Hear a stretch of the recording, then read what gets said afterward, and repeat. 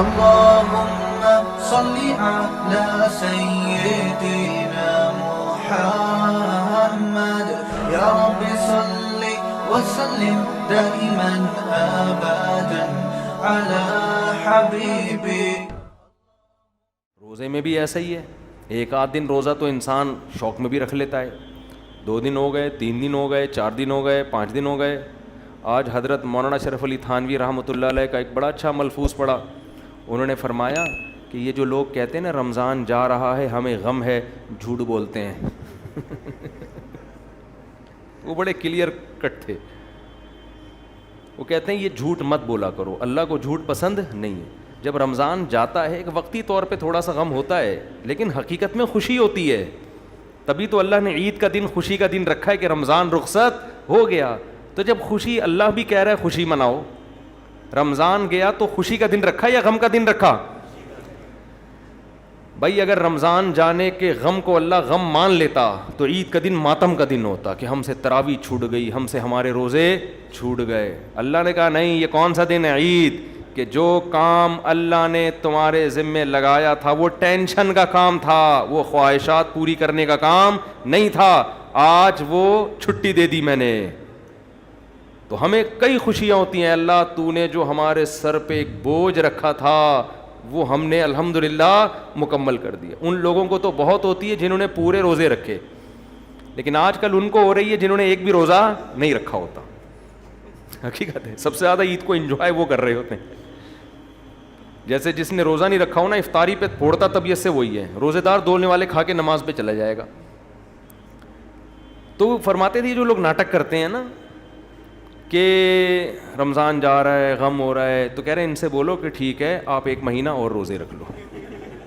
آپ کیا کرو, آپ کل سے تراویح دوبارہ پڑھنے. وہ کہہ کر نہیں بھائی ایک بھی نہیں, 29 پہ لوگ کی سوئی اٹکی ہوئی ہوتی ہے کہ یار 29 ہو جائیں 30 نہ ہو.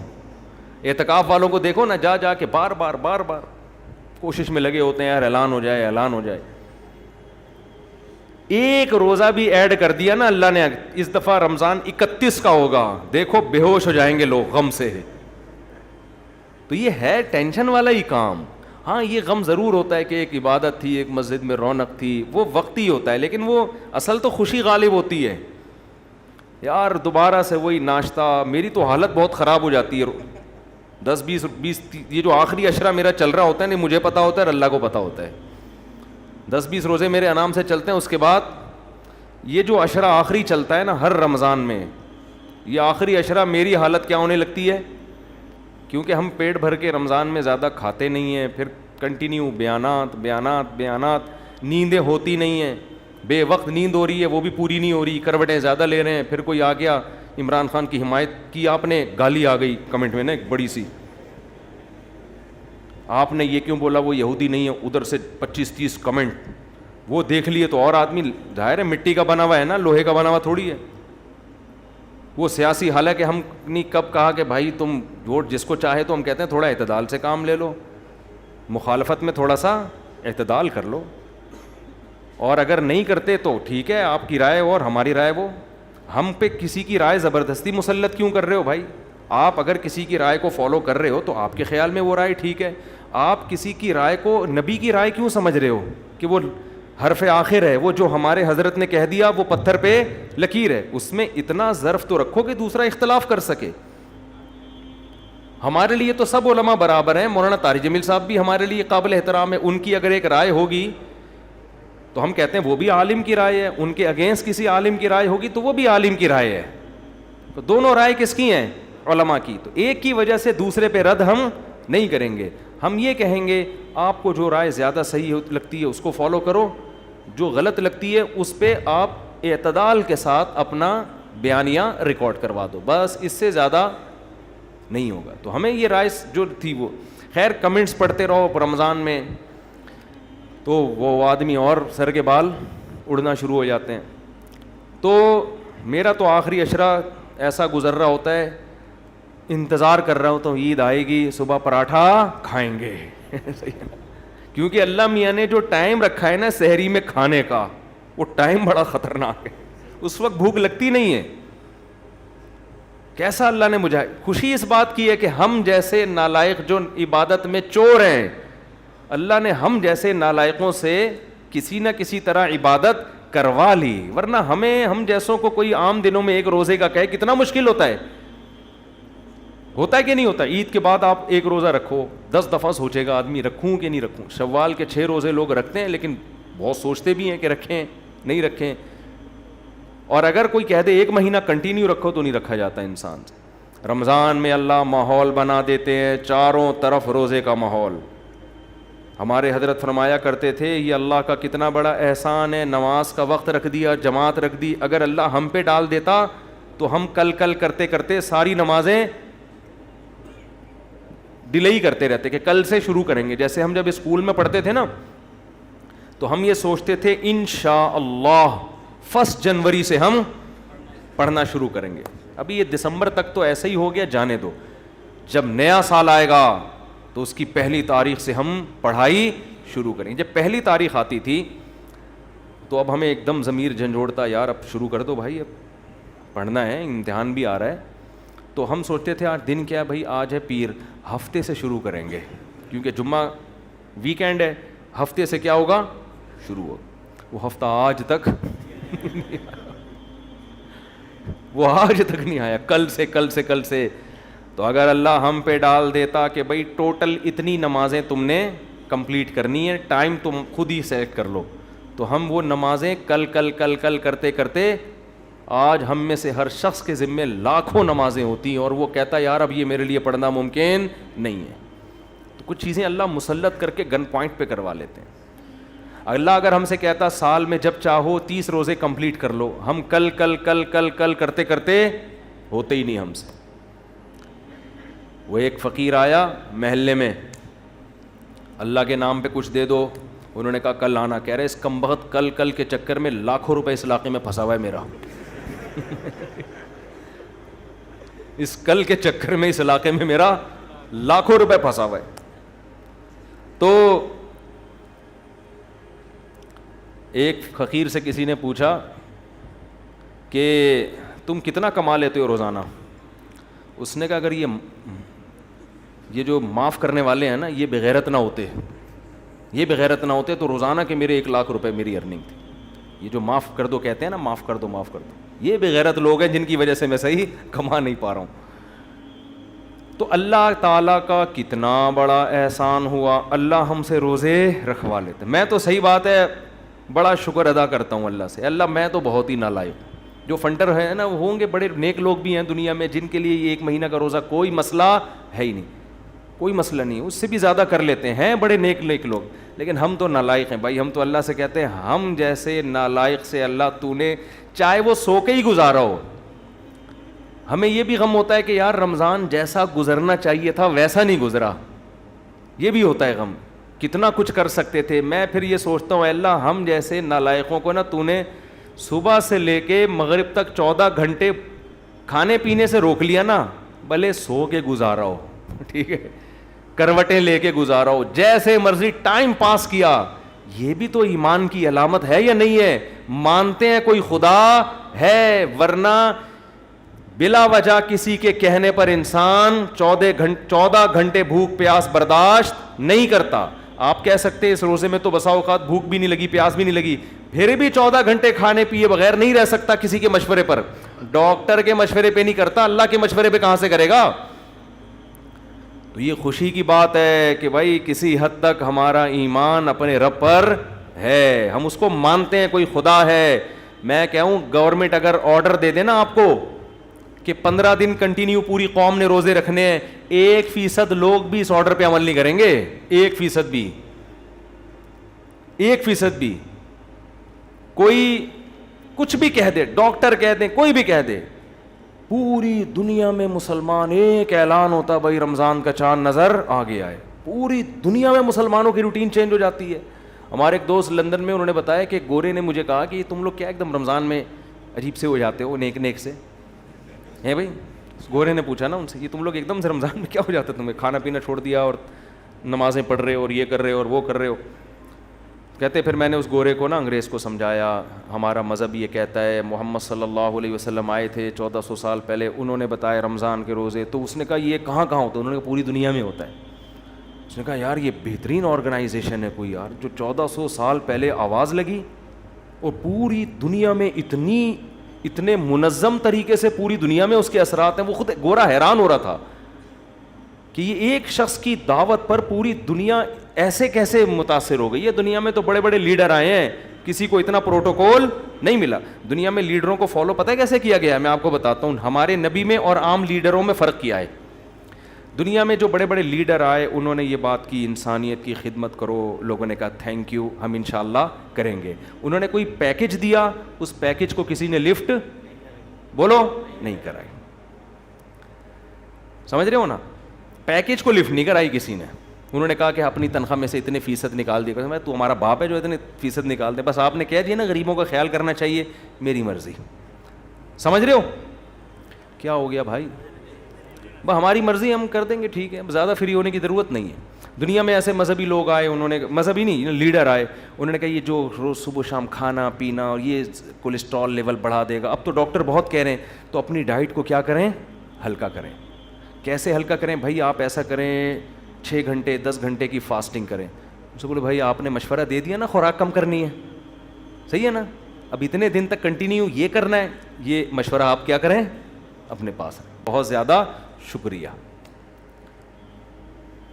دنیا میں ایسے بہت سے لوگ آئے جنہوں نے کہا رشتہ داروں کو جوڑو, رشتہ داروں سے اچھا سلوک کرو. آئے ہیں موٹیویشنل اسپیکر, آج بھی موجود ہیں, گوروں میں پہلے بھی گزرے ہیں, لوگوں میں گوروں میں کیا ہر قوم میں گزرے ہیں.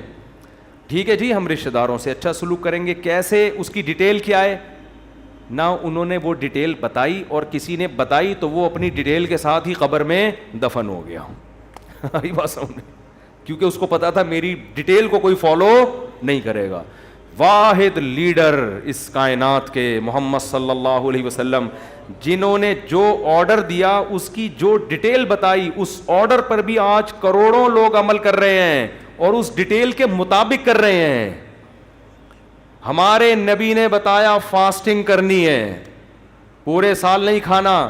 یا رسول اللہ کیا اس کا طریقہ ہوگا؟ صلی اللہ علیہ وسلم فرمایا رمضان کا چاند نظر آتے ہی صبح صادق سے لے کے غروب آفتاب تک کھانے کی اجازت نہیں ہے. لوگوں نے کہا ہم فاسٹنگ بھی کریں گے اور جو تفصیل آپ بتا رہے ہیں اس کے مطابق کریں گے. مجھے یاد ہے گرمیوں میں ناروے سے میرے پاس فون آتے تھے, 20 گھنٹے کا روزہ ہے جو ہم رکھ رہے ہیں, 20 گھنٹوں کے روزے نارتھ ایریاز میں.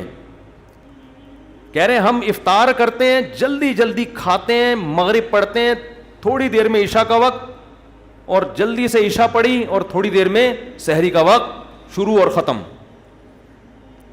2 3 گھنٹے بس, پھر پورے گھنٹے 20 گھنٹے بھوکے. دنیا میں ایسے ہی جگہ بھی ہیں, گرمیوں میں 18 گھنٹوں کا روزہ ہو رہا ہے, اتنا لمبا روزہ اور شدید گرمی. یہ صرف یہ مکہ مدینہ کے لوگ نہیں, کوئی ساؤتھ افریقہ میں بیٹھا ہوا ہے, کوئی ناروے میں ہے, کوئی سویڈن میں, کوئی ڈنمارک میں, کوئی دنیا کے اس آسٹریلیا میں, کوئی اس کونے میں, کوئی اس کونے میں. اور میں نے آج سے صدیوں پرانی کتاب پڑھی, اس میں لکھا ہوا ہے, جب ہم یہ تحقیق کر رہے تھے نا کہ ان علاقوں میں لوگ کیسے روزہ رکھیں گے جہاں اتنے لمبے 6 مہینے دن 6 مہینے راتیں, تو ہمیں پتہ چلا امام شافعی نے بھی اس پہ کلام کیا اور بھی فقہا نے. انہوں نے کہا ان علاقوں میں مسلمان آج بھی ایسے روزہ رکھتے ہیں. کیا مطلب؟ آج سے 1200 سال پہلے بھی یہاں مسلمان تھے اور روزے رکھتے تھے. تو ہمارے نبی ایسے لیڈر ہیں جنہوں نے بتایا فاسٹنگ کرنی ہے. کروڑوں لوگوں نے کہا کریں گے. کیسے کرنی ہے؟ کہا پورا مہینہ. ہم نے کہا ہم کریں گے. ایسا موٹیویشنل اسپیکر دنیا میں یا کوئی لیڈر کوئی بھی نہیں ہے جس نے اس طرح گائیڈ کیا ہو. دنیا میں بڑے بڑے لیڈر آئے, انہوں نے ہیومن رائٹ سکھائے, انسانیت کی خدمت, انسانیت کی خدمت. بس لوگوں نے ان کی بات کو لیا, ٹھیک ہے جی کریں گے. کیسے کیا کرنا ہے یہ انہوں نے ہمیں نہیں بتایا. بتاتے تو کوئی مانتا نہیں. اگر وہ کہہ کے چلے جاتے انسانیت کی خدمت کا مطلب یہ ہے کہ ہر سال 1,00,000 میں سے 2.5 روپے, 1 کروڑ میں سے 2.5 لاکھ 40 کروڑ میں سے 1 کروڑ, ٹھیک ہے نا, 80 کروڑ میں سے 2 کروڑ یہ دینا ہے, لازمی دینا ہے. لوگ کہتے ہیں بھائی یہ ہمارا پیسہ ہے, آپ ہمارے لیڈر ہیں, آپ نے ہماری رہنمائی کی, انسانیت کی خدمت, اب یہ 80 کروڑ میں سے 2 کروڑ ہے بھائی, 1 کروڑ میں سے 2.5 لاکھ, 40 کروڑ میں سے 1 کروڑ, یہ تیرے باپ کا پیسہ نہیں ہے. سمجھتے ہو یہ تمہارے باپ کا پیسہ نہیں ہے, ہماری مرضی کریں نہ کریں. ہمارے نبی نے آرڈر دیا صدقہ خیرات کرنا ہے, انسانیت کی خدمت کرنی ہے. یا رسول اللہ کیسے؟ آپ نے فرمایا مالداروں پر, یؤخذ من اغنیائہم, مالداروں سے لی جائے گی. جس کے پاس 40 کروڑ ہیں اس کے پاس سے 1 کروڑ لیے جائیں گے, اور ترد الی فقرائہم, اس قوم کے غریبوں میں وہ 1 کروڑ لے کے بانٹ دیے جائیں گے. سمجھتے ہو کہ نہیں سمجھتے؟ جس کے پاس اتنے اونٹ ہیں اس سے اتنے اونٹ لیے جائیں گے. جس کے پاس 40 اتنی گائے ہیں, ابھی مجھے جانوروں کا نصاب زکوٰۃ کا ذہن میں نہیں ہے کہ اتنی گائے ہیں, اس سے 1 گائے لی جائے گی. 40 گایوں پہ غالباً 1 گائے, تو یہ لے کے غریبوں میں بانٹ دی جائے گی. پھر یا رسول اللہ بس اتنا؟ نا نا نا نا, اتنا نہیں ہے. جب تم نے انسانیت کی خدمت کرنی ہے, صدقہ خیرات, تو صدقہ خیرات میں تمہارا سب سے پہلے تمہاری بیوی کا حق اور تمہارے بچوں کا, ان کا تمام ضروری نان نفقہ تمہیں دینا ہے. آج جو مسلمان مرد اپنی بیوی بچوں کا نان نفقہ اٹھاتا ہے, خدا کی قسم لا الہ الا اللہ, حکومتی لا کی بیس پہ نہیں. کس بیس پہ؟ محمد صلی اللہ علیہ وسلم کا آرڈر ہے, ورنہ حکومت آرڈر دیتی ہے سوال ہی پیدا نہیں ہوتے, ہم خرچہ کرتے. کہتے ہمارا پیسہ ہے, گورنمنٹ کے کہنے پر ہم دیں گے بیوی بچوں کو, چلو نکلو یہاں سے. کوئی بھی نہیں, دنیا میں بھی نہیں کہیں ایسا ہوتا, تبھی تو انہوں نے کہا خرچہ ہے ہی نہیں. ٹھیک ہے نا, انگریزوں نے قانون ہی ایسا بنا دیا. ہمارے نبی نے ہمیں بتایا کہ مال خرچ کرنا ہے, صدقہ خیرات کرنے ہیں, اور کیا طریقے؟ فرمایا بقرعید میں جانور ذبح کر کے گوشت کھانا بھی ہے اور کھلانا بھی. اتنا مہنگا تہوار ہے نا, آپ کو پتہ ہے دنیا میں جتنے تہوار ہیں نا, عیسائیوں کی کرسمس ہے, ہندوؤں کی ہولی, اور پتہ نہیں کون کون سے تہوار ہیں جن میں خرچہ ہوتا ہے, وہ تمام تہوار مل کے جتنا خرچہ ہوتا ہے نا, مسلمان بقرعید میں اس سے 20 گنا زیادہ ایک دن میں اڑا دیتا ہے. نہیں آئی بات سمجھ؟ اور یہ جو جتنے تہواروں میں عیسائیوں کے اور ہندوؤں کے تہواروں میں خرچہ ہے, یہ اڑاتے ہیں مسلمانوں کا 10واں حصہ بھی نہیں خرچ کرتے, لیکن سب عیاشی پر. غریب کو اس کا 5 روپے کا بھی فائدہ نہیں ہوتا.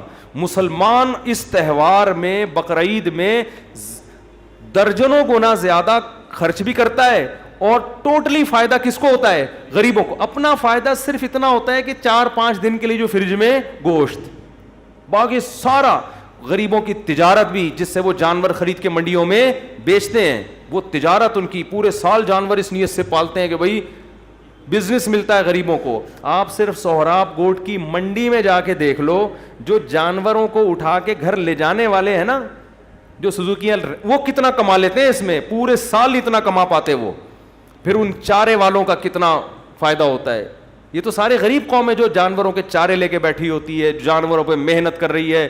ایک آدمی نے مجھے بتایا, میں سعودیہ میں جاب چھوڑ کے آ گیا, اب میں وہاں ٹنڈو آدم میں کہیں ان کی زمین ہے, کہہ رہے صرف 6 بچھڑے لے کے پالتا ہوں اور سہراب گوٹ میں لے جا کے پہنا دیتا ہوں کسی کو. میں بیچنے والا کہنے والا تھا, لیکن بیچتا کون ہے آج کل, تو پہنا ہی جاتا, پہنا کے آ جاتا ہوں, پورے سال آرام سے بیٹھ کے کھاتا ہوں. اس تہوار کا فائدہ کس کو ہو رہا ہے؟ مالداروں کی جیب سے دبا کے پیسہ نکل رہا ہے, اور وہ پیسہ بہتا ہوا سارا غریبوں کی جیب میں جا رہا ہے. گوشت بھی مل رہا ہے اور پیسہ بھی مل رہا ہے ان کو. اور مالداروں کو اللہ نے ترغیب دے دی, اتنے اونچے اونچے بچڑے لا کے کاٹ رہے ہیں. وہ اتنا تھوڑی خود کھا سکتے ہیں وہ. میرے بھائی, دنیا میں کوئی لیڈر ایسا نہیں ہے جس کو اس طرح سے فالو کیا گیا ہو. ہمیں ہمارے نبی نے بتایا, دنیا میں بہت سے لیڈر ہیں جنہوں نے بتایا رشتہ داری جوڑو. کیسے جوڑو اس ڈیٹیل میں, یا تو وہ گئے نہیں, گئے تو لوگوں نے ان کو لفٹ کرائی نہیں. ہمارے نبی نے بتایا رشتہ داری ایسے جوڑنی ہے. پہلی بات, تمہاری وراثت تمہارے بیٹے اور بیٹی کو ملے گی, کسی اور کو نہیں, تم اس کو محروم نہیں کر سکتے. 99.9% مسلمان اپنی وراثت کس کو دیتے ہیں؟ اولادوں کو. ان کو پتہ ہے کہ یہ ہم چینج نہیں کر سکتے. یہ رشتہ داری جوڑنا ہے یا نہیں ہے؟ باپ کو ملے گی, ماں کو ملے گی, بیوی کو ملے گی. اور ہمیں بتایا رشتہ داری جوڑنی ہے تو ماں باپ سے کیسا سلوک کرنا ہے یہ ڈیٹیل بھی بتائی, ان کے سامنے اف نہیں کرنا. تو مسلمان جو مذہب کو فالو کرنے کی کوشش کرتے ہیں وہ بوڑھے باپ اور بوڑھی ماں کے سامنے اف نہیں کرتے. اگر گورنمنٹ لا بنا دے نا, اس لا کا ککھ بھی فائدہ نہیں ہوگا, اس لا کا کچھ بھی فائدہ نہیں ہونے والا. یہ چیزیں قانون سے گرفت میں نہیں آتی ہیں, قانون سے گرفت, لوگ قانون کو اتنی لفٹ نہیں کراتے. اب وہ انگریزوں نے قانون بنا دیا کہ بچوں کو مارنا نہیں ہے. ہمارے ایک دوست لندن میں, انہوں نے کہا کہ میں نے کہا یار یہاں کوئی عورت کبھی بچے کو مارتی نہیں ہے. انہوں نے کہا کوڑتی ہیں, دروازہ بند کر کے طبیعت سے پکڑ کے کوڑ دیتی ہے جب غصہ آتا ہے اس کو. فادر بھی کوڑ دیتا ہے, جن کے ہاں فادر ہوتے ہیں وہ بھی کوڑ دیتے ہیں, تو جب موڈ ہوتا ہے کوڑ دیتے ہیں. قانون سے نہیں چیزیں گرفت میں آتی. ایک ایسا لیڈر چاہیے جس پہ لوگوں کو اطمینان ہو کہ جو کہہ رہا ہے سب سے پہلے خود اس پر عمل کر رہا ہے. ہمارے نبی نے ہمیں بتایا رات کو تہجد پڑھو, تو جتنی ہمیں بتائی پڑھی اس سے زیادہ, پڑھی اس سے زیادہ. پوری پوری رات کھڑے رہتے اور آپ کے پاؤں سوج جاتے پاؤں. نبی نے ایک دفعہ اتنی لمبی نماز پڑھی ہے تہجد میں, غالباً عبداللہ بن عباس تھے یا عبداللہ بن مسعود, مجھے صحابی کا پورا پراپر نام ابھی ذہن میں نہیں ہے. تو ہوا یہ کہ عبداللہ بن عباس تھے یا عبداللہ بن مسعود, کہتے ہیں میں نبی کے گھر میں گیا یہ دیکھنے کے لیے کہ نبی کی رات کی عبادت کیا ہے. کہتے ہیں نبی صلی اللہ علیہ وسلم نے نیت باندھی, میں آپ کے ساتھ کھڑا ہو گیا اقتدا کی نیت سے. کہہ رہے ہیں کہ مجھے تھوڑی دیر میں خیال آیا کہ کاش میں کھڑا نہ ہوتا. اب نبی کے پیچھے نماز توڑتے ہوئے بھی ڈر لگ رہا ہے. کہتے ہیں رسول اللہ صلی اللہ علیہ وسلم نے سورہ بقرہ شروع کر دی, سورہ بقرہ, پھر سورہ آل عمران اور سورہ نساء, یہ 3 سورتیں ایک رکعت میں پڑھی ہیں آپ نے, اور ٹھہر ٹھہر کے پڑھی ہیں, اور رونے والی آیات پر روتے. پھر نبی نے رکوع کیا, فکان رکوعہ نحو من قیامہ, اتنا لمبا رکوع جتنا لمبا قیام. فجعل یقول, اور رکوع میں یہ کہنا شروع کیا سبحان ربی العظیم سبحان ربی العظیم. کنٹینیو یہی لفظ کہتے چلے گئے اتنی دیر جتنی دیر میں قیام تھا. سمجھ رہے ہو؟ تو موٹیویشن ملے گی کہ نہیں ملے گی کہ بھائی جو کہہ رہے ہیں خود اس سے زیادہ اس پر عمل. کہتے ہیں پھر اس کے بعد جب آپ نے سجدہ کیا تو سجدے میں فجعل یقول سبحان ربی الاعلی, پاک ہے میرا رب ہر عیب سے جو سب سے اعلیٰ ہے. یہ الفاظ پڑھنا شروع کیے, اور اتنا لمبا سجدہ جتنا لمبا رکوع. سمجھتے ہو کہ نہیں سمجھتے؟ تو صحابہ دیکھ رہے تھے کہ یہ جو کہتے ہیں اس پر عمل اس سے زیادہ.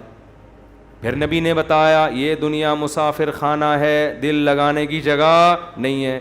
آج میں جب یہ بیان کرتا ہوں کہ دنیا مسافر خانہ ہے, دل لگانے کی جگہ نہیں ہے, اس کے بعد لینڈ کروزر میں بیٹھ کے کوئی گاڑی لے آیا اور میں ڈھنگ ڈھنگ کر کے جا رہا ہوں, لوگ کہیں گے بیان میں کہہ رہے تھے دنیا مسافر خانہ, اور دیکھو ٹھاٹ باٹ دیکھو. پھر ہم لوگوں کو سمجھاتے ہیں بھائی گاڑی چلانا منع نہیں ہے. نبی کا مقصد یہ نہیں ہے کہ دنیا نہ رکھو, دنیا سے دل نہ لگاؤ, لیکن نبی نے اس پر ایسے عمل کیا کہ رکھی بھی نہیں, تاکہ یہ اشکال ہی ختم ہو جائے. کسی کو یہ سمجھانا پڑے کہ بھائی میں نے دنیا رکھی ہے مگر اس سے دل نہیں لگاتا, یہ بھی نہیں کیا نبی نے.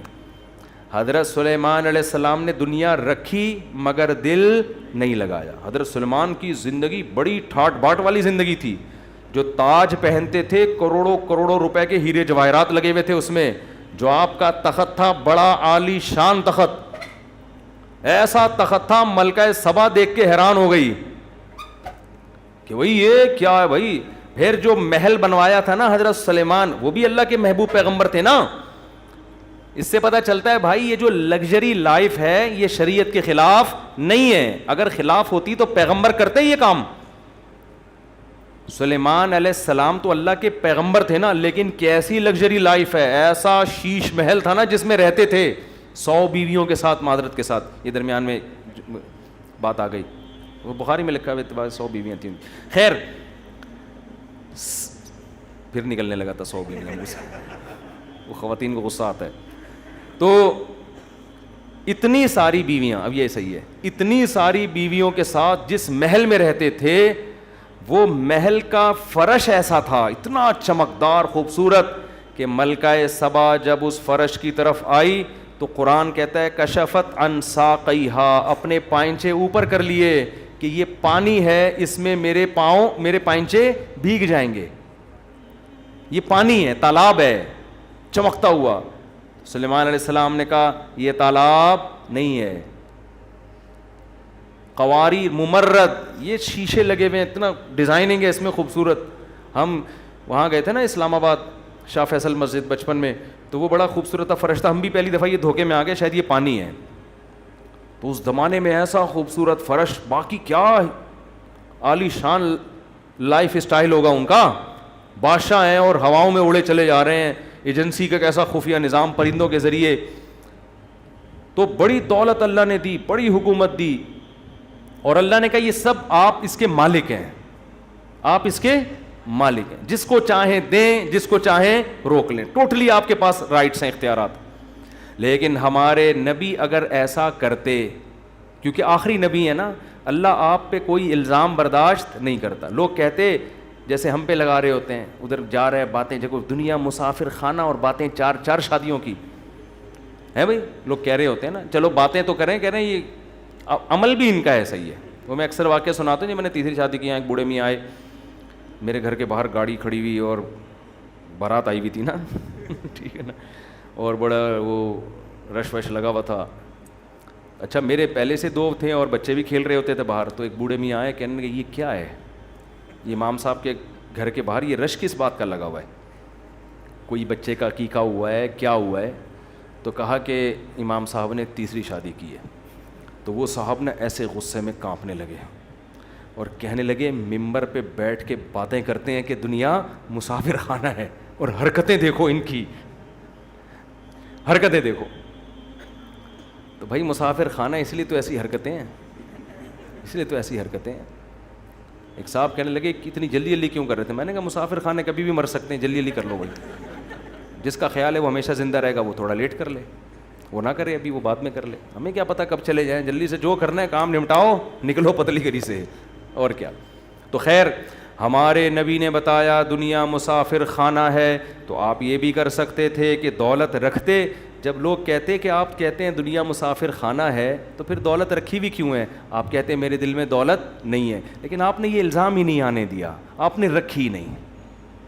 جہاں مال غنیمت آتا, جہاں پیسہ آتا, صبح سے صدقہ کرنا شروع کرتے اور شام تک گھر میں کچھ بھی نہیں بچتا. اپنی ازواج کو بھی یہی سکھایا. 1 سال کا راشن ہمارے نبی اپنے گھر میں ڈال دیا کرتے تھے جو مال غنیمت سے آتا. امہات کیا کرتی, صبح سے صدقہ کرتے کرتے شام تک سارا ختم, کہ بھئی کل کی کل دیکھی جائے گی. اور ایک دوسرے سے بڑھ چڑھ کے کرتی تھیں, ایک دوسرے سے بڑھ چڑھ کے. تو یہ تھے لیڈر کامیاب, یہ کیا تھے؟ کامیاب لیڈر. تبھی صحابہ نے آپ کو فالو کیا, بڑھ چڑھ کے قربانیاں دیں, آپ کے لیے خون بہایا. ہمارے ہاں لیڈر جس قسم کے مارکیٹ میں آ رہے ہیں نا, باتیں ایسی, وہ جب قربانی کا موقع آئے گا لیڈر مارکیٹ سے کیا ہوگا؟ شارٹ. آدمی کہا ہمارا رہنما گیا کہاں؟ وہ امریکہ میں بیٹھا ہوا ہے. وہ کہاں ہے جی؟ وہ امریکہ. تو عجیب, تو پھر فالو نہیں کرتے لوگ. تو خیر میں جلدی سے بات کو سمیٹ کے ختم کروں. میں عرض کر رہا تھا رسول اللہ صلی اللہ علیہ وسلم نے ارشاد فرمایا